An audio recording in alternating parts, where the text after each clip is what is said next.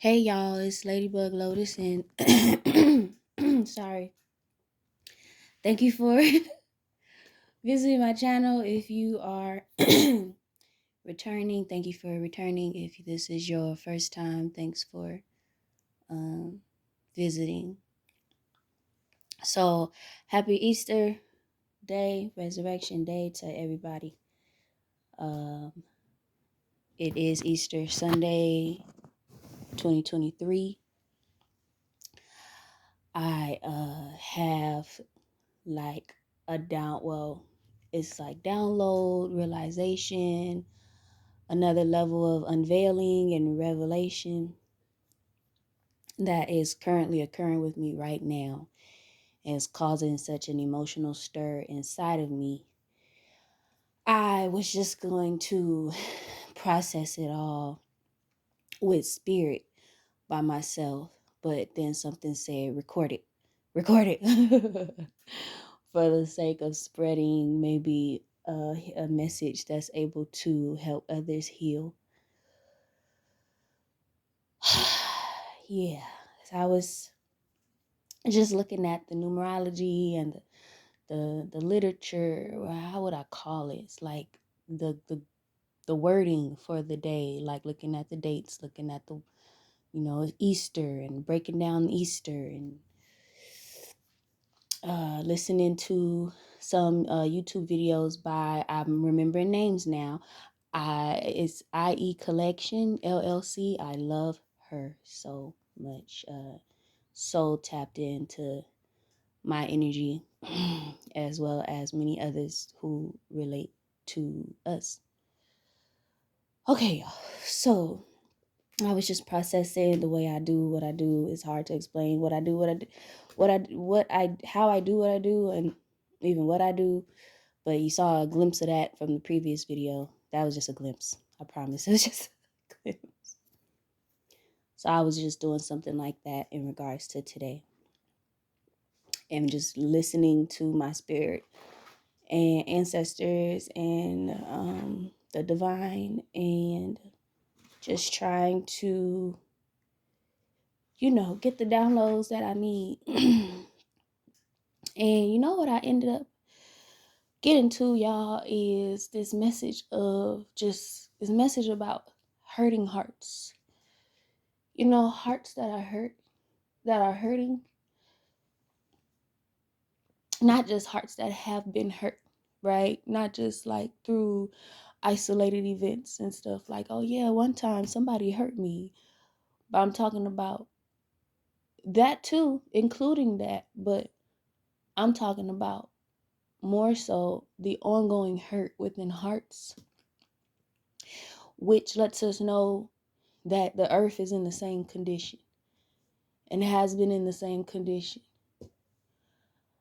I was processing and I realized it's not a war against earth. It's not a war against hearts that we're in. It's a war, really. It's really about healing earth, aka heart. Earth/heart. I just always put those two together. I say heart because it's what we carry within ourselves, but we're on earth and our heart go hand in hand. They go hand in hand. Without our heart working, we're not living on earth, right? Because we're not living. Without earth living and working, we're not living, because then there's no earth to live on. So it's heart, it's earth, it all goes together. So I'm always referring to the both when I say one or the other. Because we are just extensions of the divine, yes? Which includes earth. So I was getting like, oh gosh, there was a movie. What was the movie? I know it. Moana. Oh my God, such a freaking beautiful movie.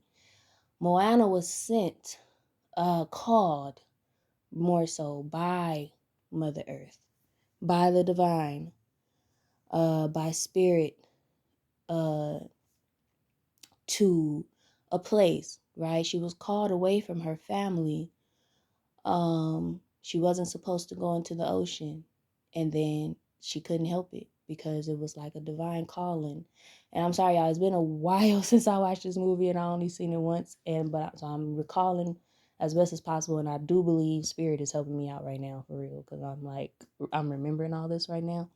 But such a really, really beautiful movie. Oh my gosh, I wanna watch it right now again. She was called into the ocean, called to the water. She couldn't help it. That beautiful song that she sang, I love that song. I can't remember it at the moment, but I know I love it. Anyway, it was eventually she had to. She found that it was really it was a portion, a representation, a symbol of Mother Earth that needed help.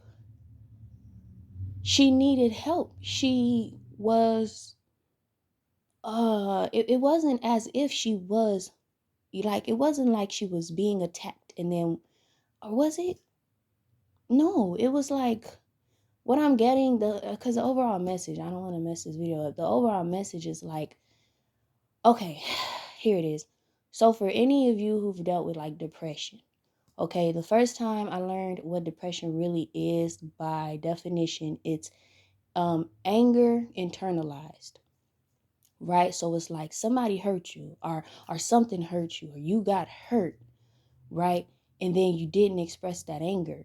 Maybe because you weren't allowed, maybe because of the potential consequences that could come from that. You weren't in an environment where it was safe to express your feelings, your authentic feelings, your hurt, your sadness, you know. Um, maybe, I mean, it could be so many different reasons, yes.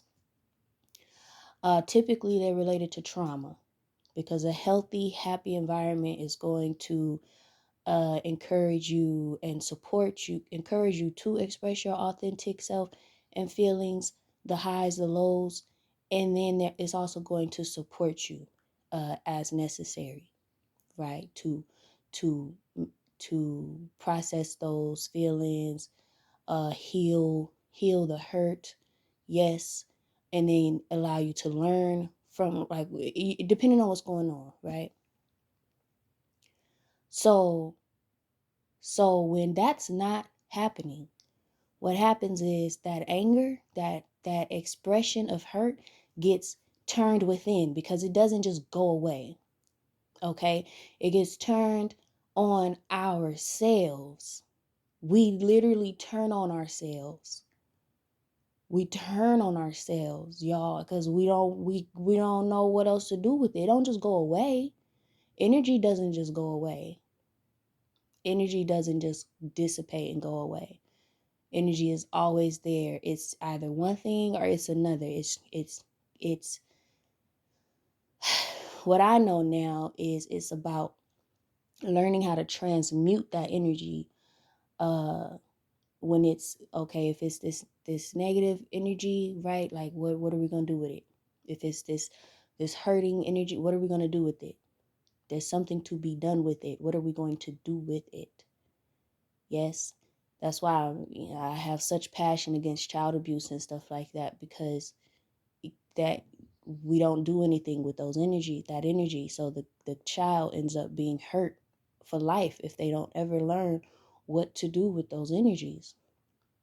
Yes. So so now when I'm talking energy, just think about it in terms of your heart. Just think about it in terms of your heart, because like I said, without your heart, you are not living.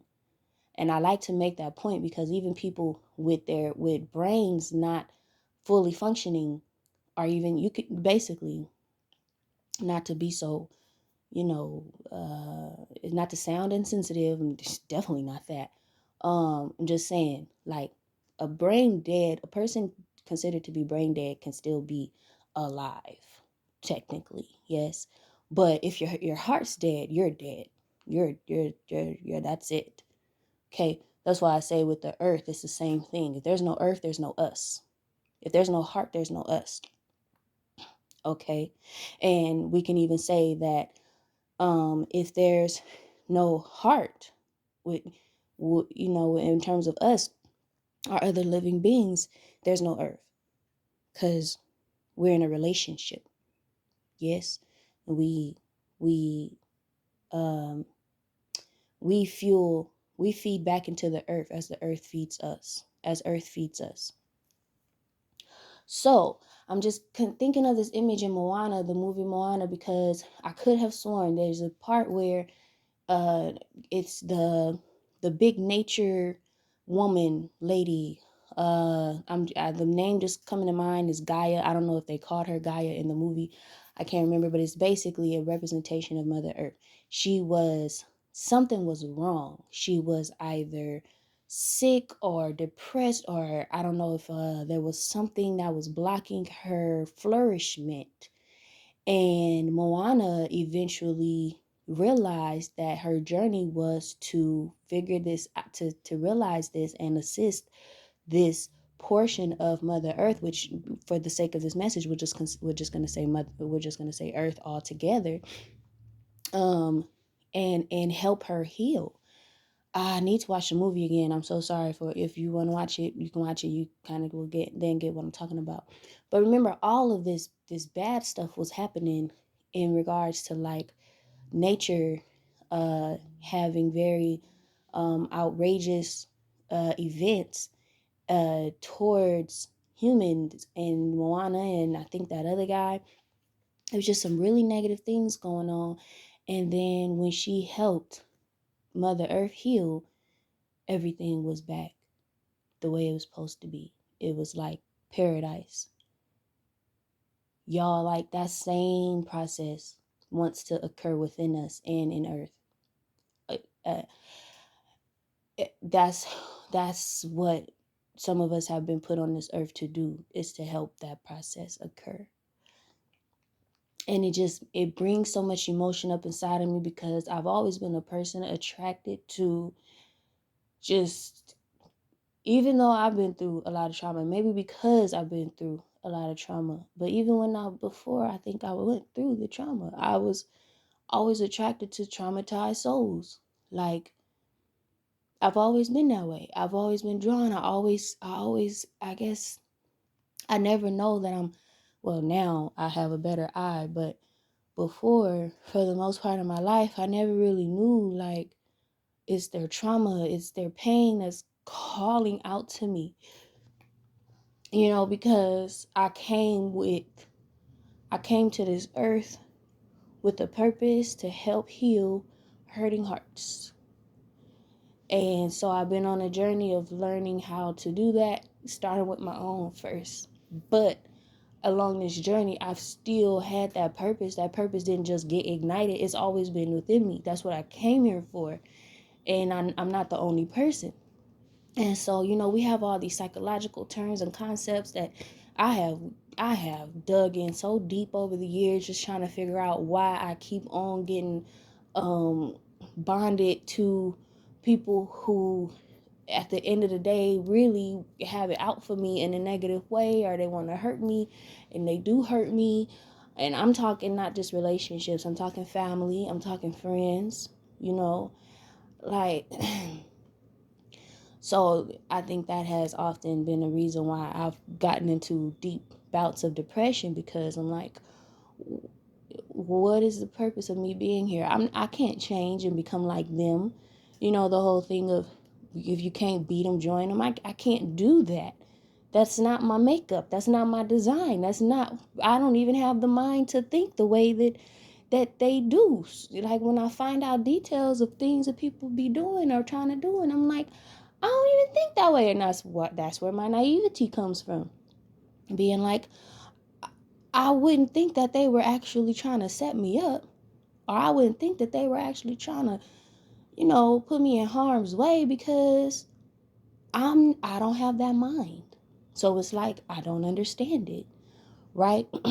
But what I do understand is pain, and what I do understand is hurt. I understand trauma. I do. So like, even recently, like, the most recent person I've dealt with in the most strongest type of way for the most amount of time, I know he carries a lot of hurt and trauma. But there's been so much that was done to me by his behaviors, through his behaviors, that has hurt me. And um, yet the love was like growing. And then eventually I had to make a judgment call and say, hey, I can't continue to do this because loving you is going to really jack me up and could really like mess me up for real. And I can't allow that to happen.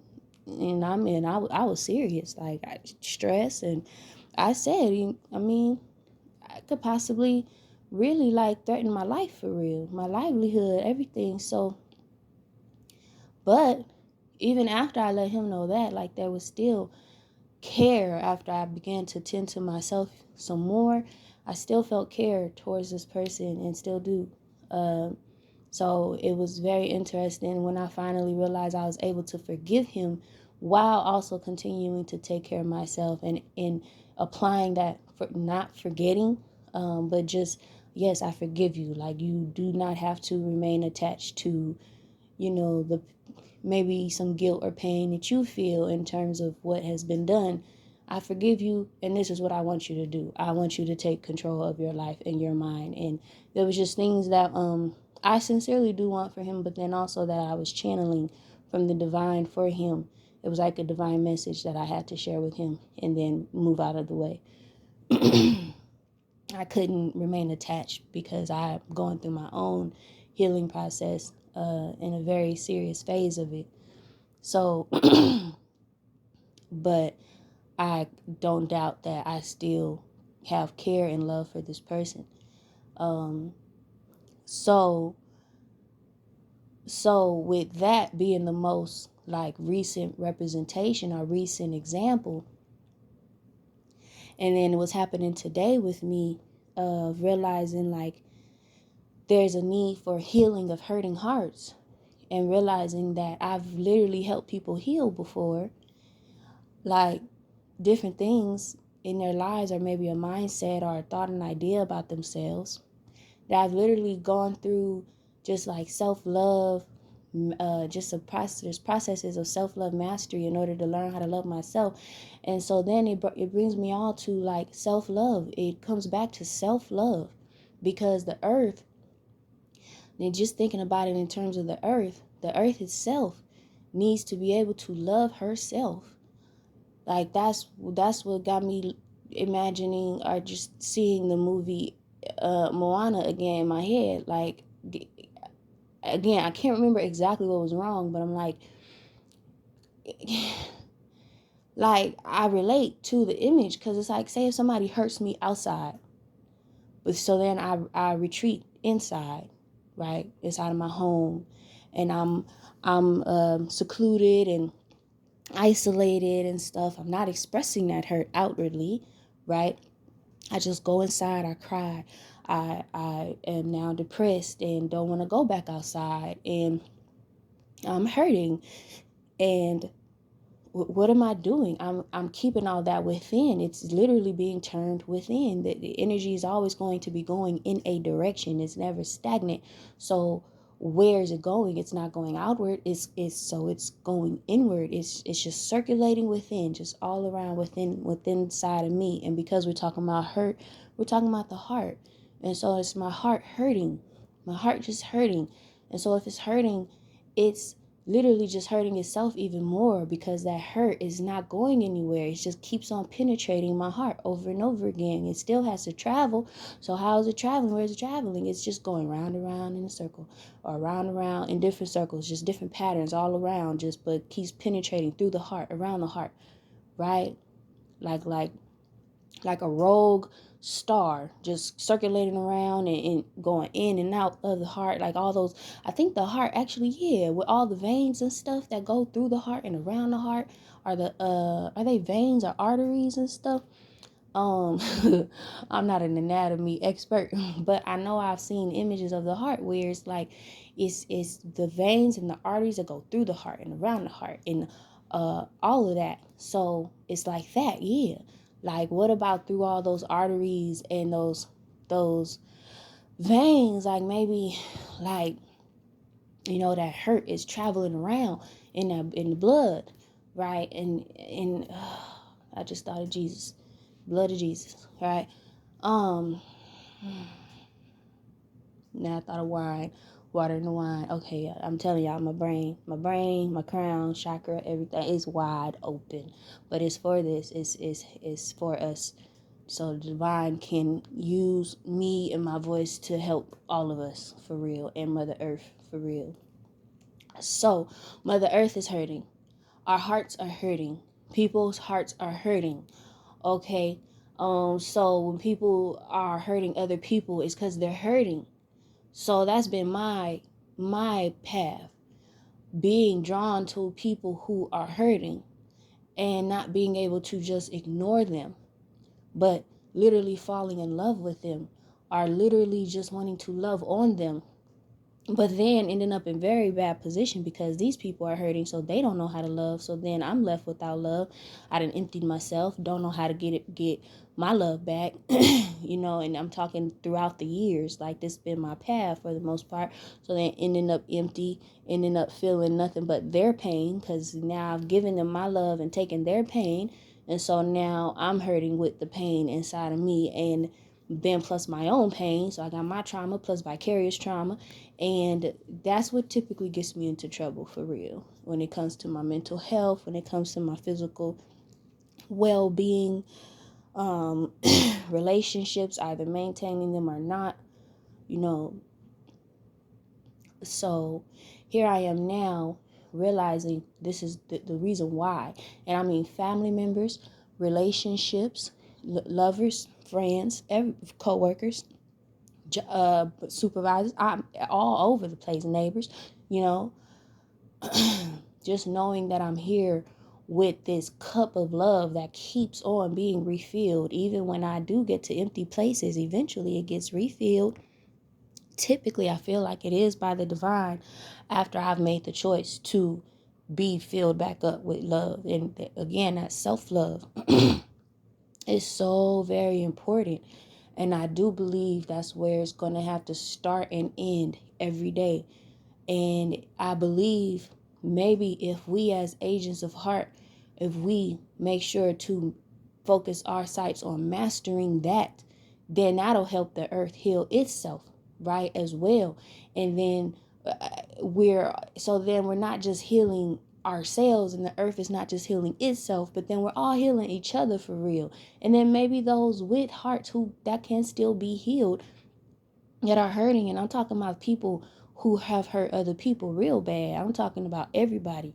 Maybe those hearts that are just further down the hole of darkness, and they're further along the spectrum of coldness. They're more towards the icy end, right? Maybe then it's more ability for them to also heal, because now the earth is healing itself. So then them being a being on this earth can then heal. And then those who maybe just really have no hearts for real, and I don't know how they're existing on the earth, then maybe those that don't belong will then be purged. And I'm saying that, but I swear I'm telling you, when I say that, I'm thinking these are beings that are not people. Like they're imitations, they're fake, they don't belong here anyway. They're artificial agents and stuff. And I don't, at this point in my life, I'm like, there is no reason for me to not believe that that's not possible at all, because I've been learning anything is freaking possible. Cinderella, okay? Whitney Houston and Brandy's Cinderella. That's all that's been on my mind this morning. It's possible. Like, and Brandy looking at Whitney Houston, her fairy godmother, being like, it's possible. It's Brandy being like, impossible. And Whitney being like, it's possible. Like, it's possible. Anything is freaking possible. Anything. And Spirit had to sit me down this morning and say, ask me, Antoinette Lotus, what is the dream? What is your dream? And we mean it. We mean it. Break down those parameters of the limitations that tries to tell you not to, that one's a little bit too out there. No, because it's possible. And if you like surprises, then open yourself up to being surprised, because listen, and just love it. Just be like a child. Be like a child. The Bible talks about that too. Being like a child. A child is, I mean, they don't always know what's to come, but they know that because they're a child in a happy, healthy, loving environment, they know that they're just gonna be loved on. So they're just every corner just looking, just expecting something really great to see that they never saw before. And they know that they're young, and so they know that they don't know everything. And so they're so curious to see, and it's like they're so new to the world. They're so new to life. And so that's how the divine wants us to be. Like, pretend you've never been here before. Let's start again. Pretend you've never been here before. It's such a beautiful message to come through on this Easter morning. Pretend you've never been here before. Anything can happen. Anything can happen. And I'm not gonna tell y'all one of the dreams that I got in my head. Cause I'm nope, that's mine. I ain't taking that dream from me. Now that I know it's possible, I'm not letting it go. Nope, it can't nobody take it away from me. Oh, I'm like, I'm gonna open my door and see this person. Look, no, for real. Shoot. Anything. And it's like something has been like trying to take this this uh awe, and this possibility of awe and magic and beauty, um good magic, right? um and beauty and possible paradise, like away from us, like that. Nah, that's not really the real world for real. And it's like, no, but it is. With a healed earth, yes, it is. On a healed earth, it is. With healed hearts, yes, it is. It's possible. And guess what? Hurts and pains may still occur. Might stub my toe, ouch, and step on something. Ooh. And guess what? Because the world is dominated by healed hearts, or by at least by hearts that are not hurting anymore. And yeah, I guess that's important to say anymore. Yeah, like starting anew, like acting like it's new, everything's new, but also knowing where we came from. So then, no, just not forgetting, like, dang, yeah, I did once have a hurting heart, and it was just hurting with every beat hurt. It was just hurting. And it's just, oh God, y'all, it's so crazy because I've literally had like issues on and off with chest pains over the years, for real, for real. Anyway, um, all right, y'all, I had to pause because I had to use the restroom again. I said again, but I only said again because that happened yesterday. But I be feeling like that's necessary. Like, yeah, we processing this.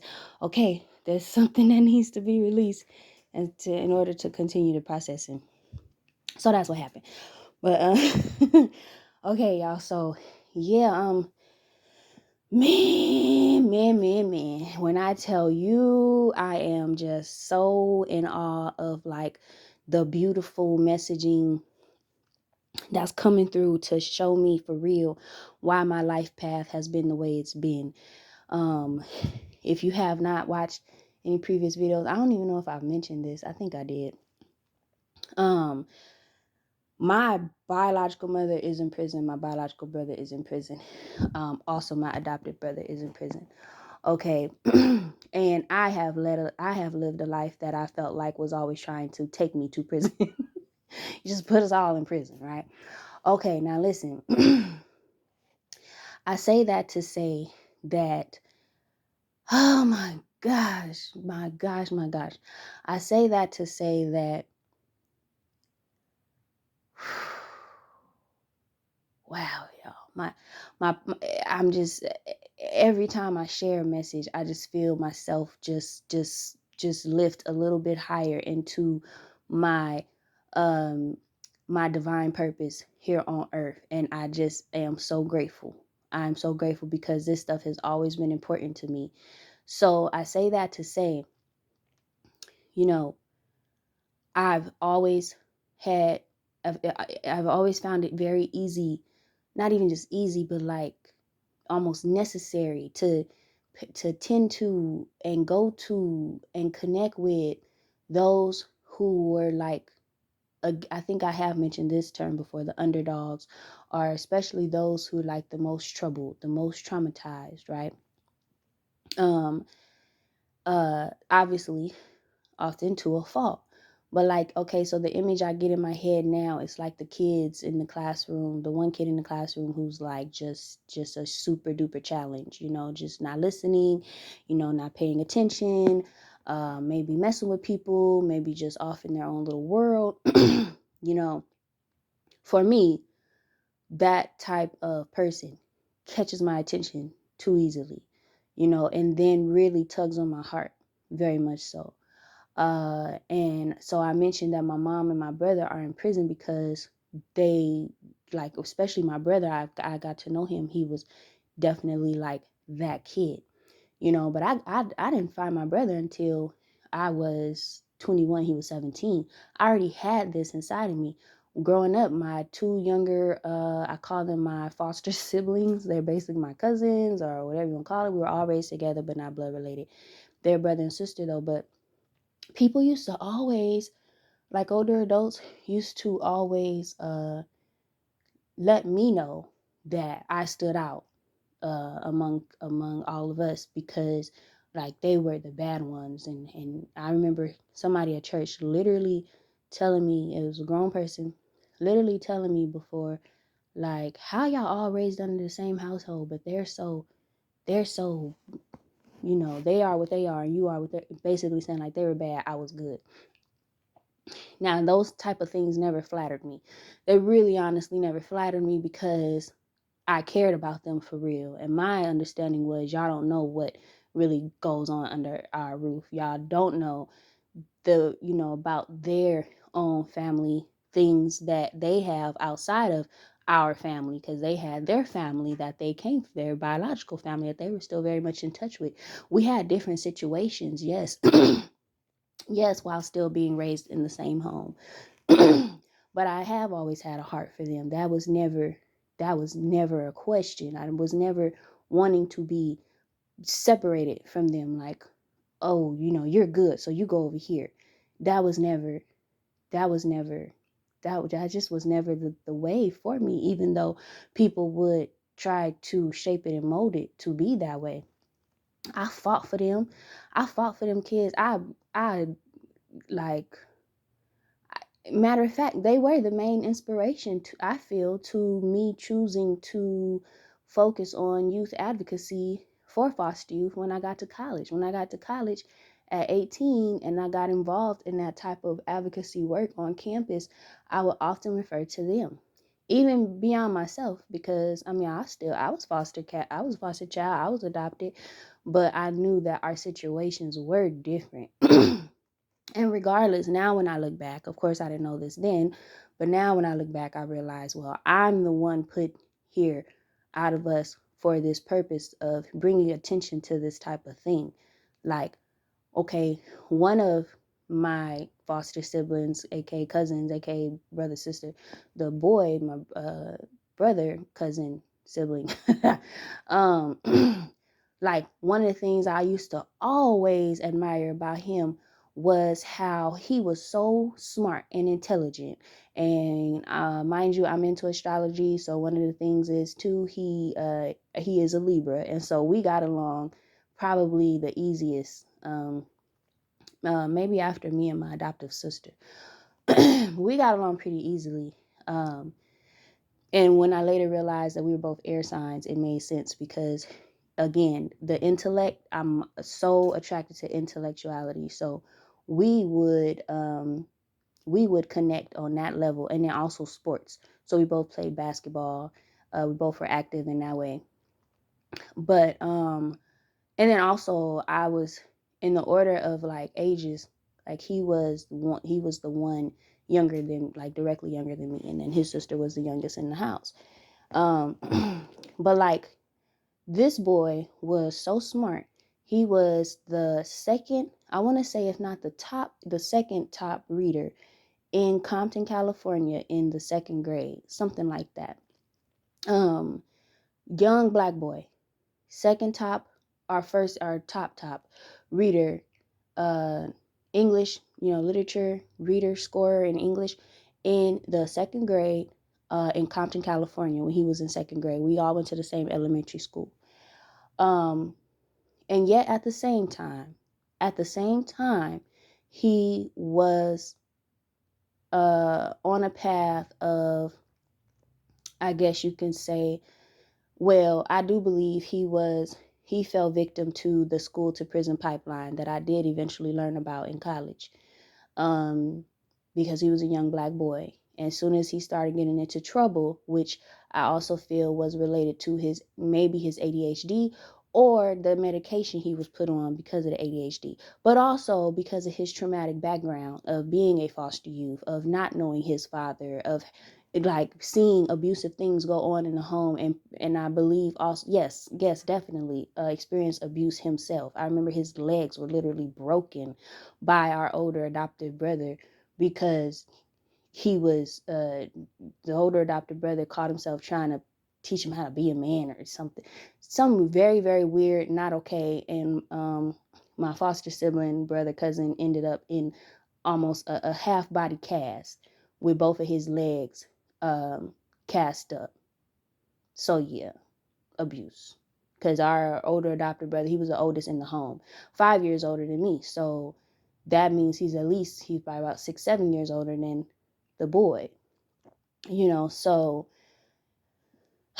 so like, anyway, just stuff that went on inside of the home, all types of stuff that went on around us, amongst us as children.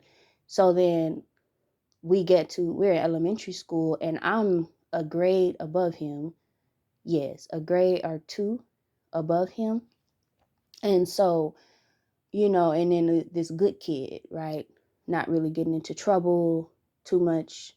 I don't think, I don't think I really started getting into trouble even just a little bit till I was in like the 4th and 5th grade.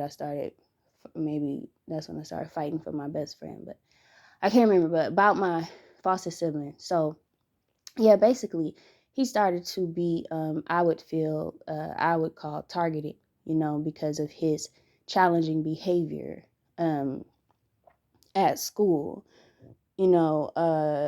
so eventually he ended up on a path of just like being expelled multiple times from school.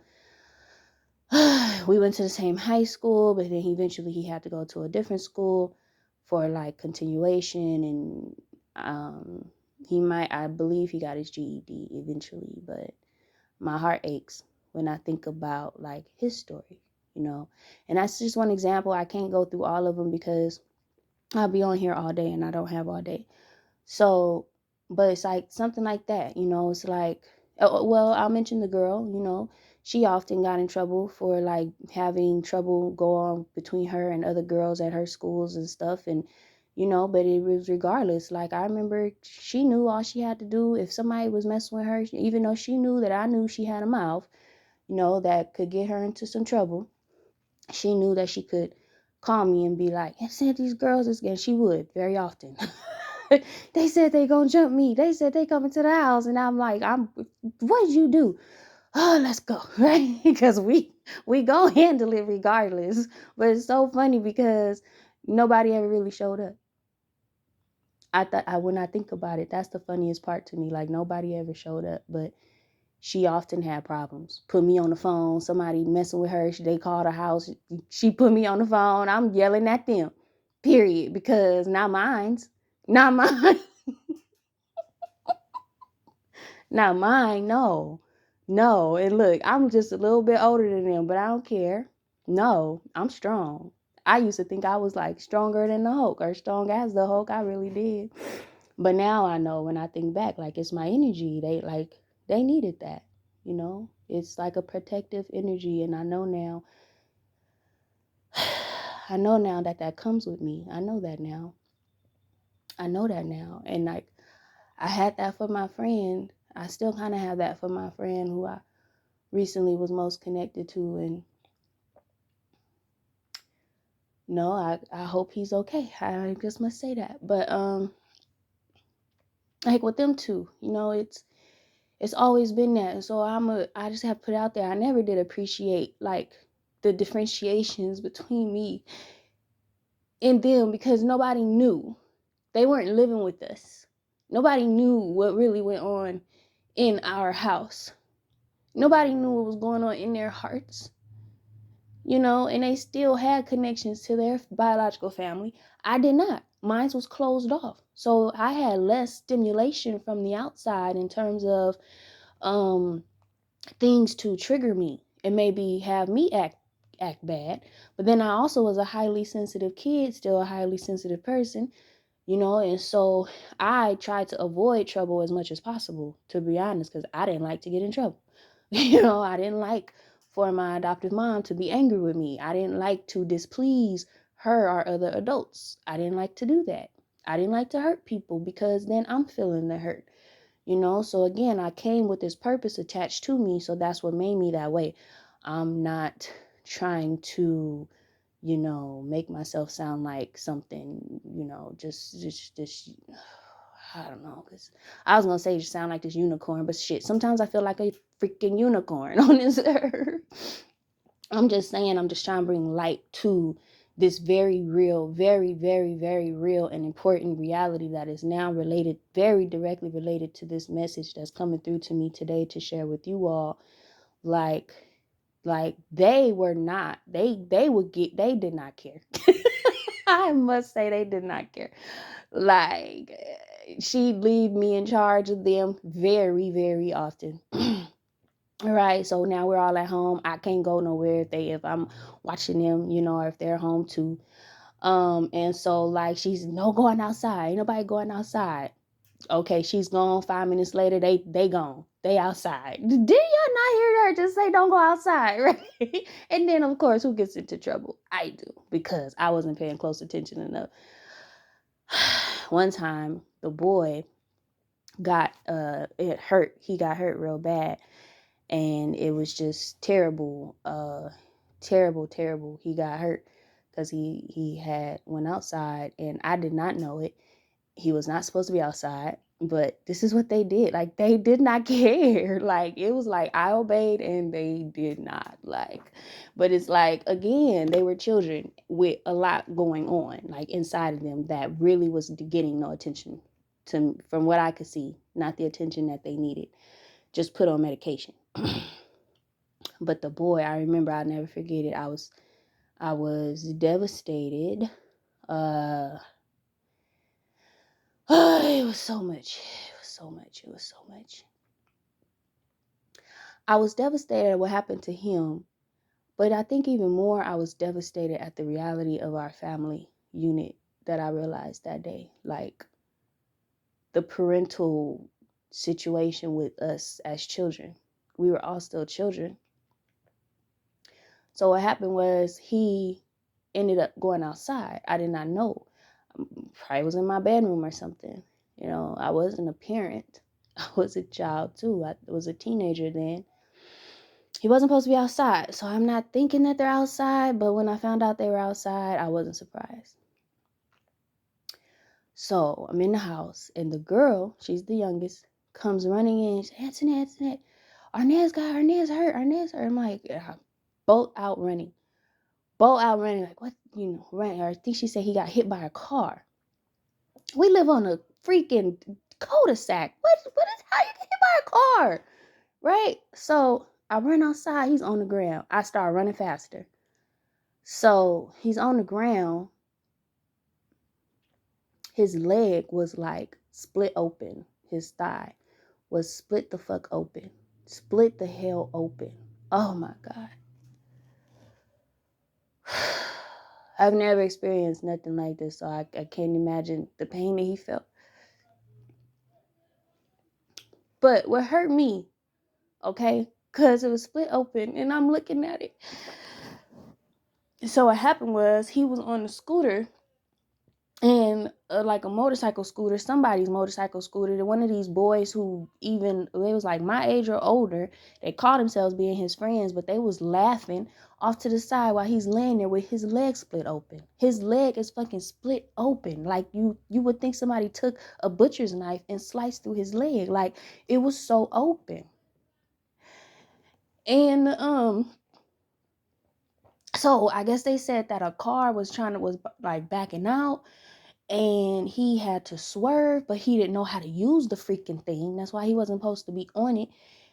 He was such a daredevil. Oh my gosh. Like, so he swerved, of course, lost control, hit this brick wall situation, and yeah, ended up with his leg fucking split open. He needed some serious stitching. Like, it was not minor at all. It wasn't minor. So then what really hurt me, y'all, what really hurt me, because I'm sitting there, our parent is not home.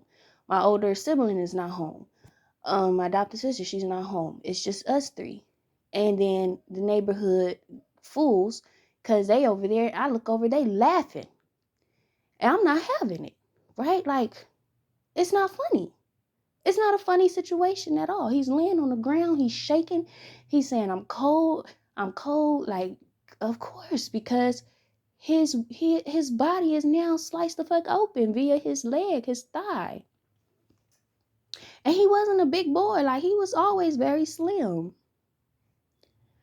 So I'm sitting there and I'm trying to, like, I called 911, right? Now, here's the part that really broke my heart, for real. Like, really, really broke my heart. Because I'm looking at him and I'm like, okay, my mind processing real fast. Like, I think he's going to be okay. It's not like his stomach or, his heart. It's his leg. As I think back on it, I think I understood, like, okay, he's alive, but he's really hurt really bad. I wasn't thinking that his leg could bleed out and he could die. I wasn't thinking that. Maybe it was possible, I don't know, um but yes, it was like a fucking big ass gash in his thigh. So immediately I called 911, right? So I let them know what's going on, and or I had somebody call 911, or I called 911, somebody. Like, I couldn't understand why 911 wasn't already called by the time I even got outside. Like, because people wasn't even standing around him. They were standing off to the side, like by the garage door, and he's in the street. I was so pissed the fuck off. So the part that really got me, I called my adopted mom. I called our parent. She's not taking me seriously. I'm trying to tell her what the hell's going on. She's not taking me seriously. I don't typically talk to her in a disrespectful way. I don't think I was talking to her then in a disrespectful way, but I had to raise my voice just a little bit to let her know, like, he needs an ambulance. He's going to have to go to the hospital. There's nothing else that we can do. He's going to have to go, because she had actually told me not to call nobody.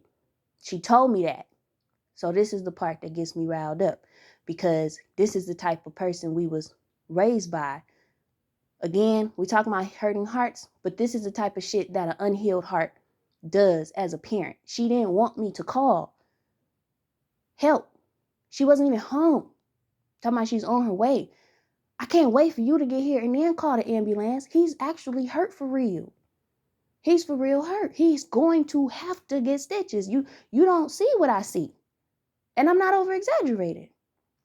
I'm trying to convince her on the phone he needs help. And she actually said, like, don't call her. I said, I already called. I said, he's going to have to go to the hospital. I'm making an executive decision because I know better. If you was to see this, you'd make the same decision. You can't just keep him up in the house. You go to jail. See, he's a minor and he needs help. That's what really got me, y'all. I'll never forget that moment, because I was, what the fuck is wrong with her? I couldn't understand it. I'm sorry for my language. I didn't get it. This way of being, like, where's the urgency? We already live. Our address was Carson, technically Carson, but it was basically Compton. We already live in a place that probably won't get urgent attention on its own. I'm not about to sit and wait for you and then call emergency services. No, because I know what he needs right now. He does need to go to the hospital. There is nothing we can do for him. None of us are medical personnel. He needs help. He's shivering. He's cold. His leg is fucking gashed open. So I had to let her know that. Eventually she showed up. She never really I can't even remember if she was mad at me for not paying attention to whether he was outside or not. I'm pretty sure that might have happened because that's typically what happened, but I can't remember nothing else in terms of like, you know, thank you for calling emergency service. I didn't need none of that, but it was just that stuck with me. That has stuck with me all my life, y'all. The fact that I call you for help, telling you, first of all, you left me in charge of them in the first place, which you always do, often do. And then when I'm trying to do my due after perhaps a hiccup of like having them be outside anyway, which I didn't force it, but you know how they are. Everybody knew how they was. They didn't care. Don't go around the corner. Don't no more. Don't no going around the corner. We look outside. Where are they? Where is he? Where is she? Oh, around the corner, just like you were told not to do. Okay, that's what they. That's what they did. That's how they were, and everybody knew. Everybody knew it. You know. So I felt bad for not, I felt kind of bad for not being like aware that he was outside. But at the same time, it wasn't new. Like that's just typically what happened. And yes, she would direct her anger towards me, but I knew truth was truth, and then that she knew, what what we were dealing with for real, how we all were. She knew how we all were. So, um, yeah, he of course, yes, definitely needed. He needed them big ass stitches too. Not the he needed staples. Yeah, he needed staples, not stitches. He needed staples. It was that big and that bad. And it just fueled me that you are the parent and I'm not hearing no urgency. You're trying to be like, okay, well I'm on the way and tried to tell me not to call nobody. It's like I'm not listening to you. Typically I listen to you. I obey you. I can't obey you here because you're wrong. You don't know. I'm not gonna sit here and wait and then when they come and they say, well, why wasn't emergency services called sooner? Oh, because I had to wait for her to get why? Why? What if somebody else was to call emergency services? Would you be upset with that? It was outside. You can't hide it. We live on a cul-de-sac. Everybody know each other. Friends off to the side laughing. I didn't like that shit either. I don't know how I got into telling that story. But, oh, well. Yeah, healing hurting hearts. That's what we're here for. Y'all, that's what we're here for. Because hearts are hurting and need to be healed, and we need to avoid as best as possible situations like that moving forward, where a child is hurt and the parent is desensitized to the situation. There should have been a sense of urgency.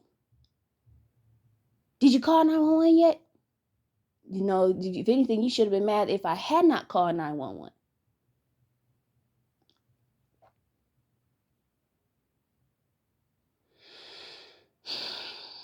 But I was talking about them, yes, the two, and they had hurt hearts too.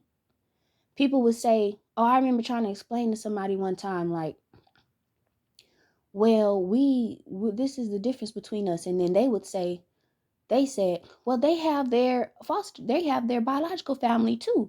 Like you would think that they would be better off. I'm like, but you don't know what comes with that biological family. It was chaos.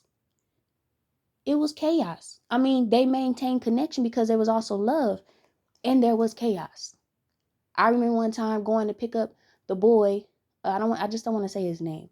Going to pick up my brother, cousin, sibling because he's in a fight with his mom. In a fight with his mom, he's telling me that she's threatening him and trying to hit him with a bat and shit, and I had to go pick him up. I remember, there's just always stuff, like people don't understand, so people would again try to compare, and then they didn't know the pain that I was carrying, that I had gone through. with our oldest sibling, with our parent, our guardian, you know. So I say all that to say, like, moving forward, I'm understanding better why I've always been this way now. I just understand it better because we are all hurting, basically. And some of us are hurting and healing. Not everybody is healing. But those of us that are hurting and healing, it's we are to be able to eventually at some point help others to heal who aren't healing, because our hearts and it's their healing processes is directly correlated to the earth and its healing process. The earth as well is in need of self-love. Our hearts are in need of self-love. And those of us who go further along the journey than others, then we can help others have their hearts healed. My latest connection that I brought up a little earlier. I hope I'm not gonna go too long with this because I got somewhere to be at one. Okay, I think I'm okay. I will have to end this in like 5 minutes. But I was gonna say, like, my latest connection, the one that lasted for a pretty long time and has just recently ended not too long ago. when I realized I had to separate myself on a physical level due to the effects of, like, our connection, that the effects it was having on me in terms of stress and just confusion, and we have been going back and forth, up and down for a while, and it was just just couldn't see the purpose of it all anymore, even though I had gotten to a point of loving this person like he was my brother, which, since you already see how I've been typically with my siblings, you can see how that could get me into some trouble, because I end up just kind of sacrificing myself in a way, in different ways. So having to separate myself, it didn't feel good, but I knew I had to do it. And then what I did, though, because I love him so much, I had to just provide him with resources or information or resources that I had utilized myself and could attest to being helpful, like community resources, work resources, hoping that he would take it seriously. And I say that because I don't know his current state of being, and something tells me it's possibly not a great one, just because he typically reaches out just to make contact, but I just have a feeling something has taken a turn for just I don't know. I just know, like, our connection has catapulted me into where I'm at now and what I'm doing now, and so I'm grateful for it. And I've had to leave the rest to the divine after I made sure for him to know that I forgave him and that he's forgiven. And yet I do still need to take care of me and maintain my distance. So, but yeah, y'all, it's, so I guess the purpose of all this is just to say, like, I've always been this person who can feel this very strong amount of empathy for people who are not just hurting, but also doing hurt. That's how I was typically with my adoptive mother, being raised by her in her narcissistic ways and often abusive, and others. And sometimes I think I'm crazy for being that way, but um, the more I isolate myself from these type of, like, triggers and just kind of get with me and myself and spirit and my own trauma in my own heart, like, the more I do that, the more I realize, like, why I've gone through what I've gone through, and how I can help other people as I continue to heal and go through more. So I just felt the need to get on here and talk about this, because there are people out here hurting people, but it's because they are also hurt And again, it is nowhere near to give them a pass. It's literally just to give us a sense, those of us who have taken ownership primarily for our own healing. The divine is just giving me a sense, a message of there's a need for this perspective to be more shared more amongst us agents of heart who are looking to heal ourselves, help others heal, and help the earth heal as well. That perspective is going to be important, because at the end of the day, we are here in love and for love. And, being hurt so many times can really chip away at that and really make our purpose make it harder for us to find our purpose and fulfill it and get into position and then stay in position, for the sake of the ultimate destiny and mission, which is healing hearts, healing earth. And I just heard resurrecting real love for the earth and for its children and the divine's children and real hearts. I just wanted to share that because I just started processing it, and then I just heard in my mind and my spirit, record it. So more to come, I'm sure, because this is definitely feeling like, of course, unfinished. It's just the start of a new, I guess, it's like another layer of scales have been removed from my eyes. And so yeah, just some new level of sight as we move forward on this mission. And I wanted to share it. So unfortunately, I have to get up and start getting ready to go do something. So I'll be on again as soon as I am able to and called to do so. Thank you. Bye.